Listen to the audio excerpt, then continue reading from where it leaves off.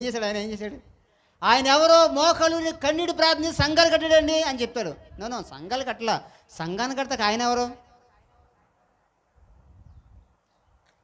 కట్టిన సంఘాన్ని కాపాడుకుంటూ వచ్చాడంటే బాగానే ఉంటుంది ఒక విధంగా, వాక్య ప్రకారంగా. కట్టిన సంఘం పారిపోకుండా వాక్యంలో పెంచాడండి అంటే బాగుంటుంది కదండి, అది వాక్యానుసారంగా ఉంటుంది. ఆయనే కట్టాడండి, ఆయనే కట్టాడు. ఆయన కడితే యేసు ప్రభు వారు ఏమయ్యాడు నా ప్రశ్న ఇప్పుడు సంఘాలన్నిటికీ.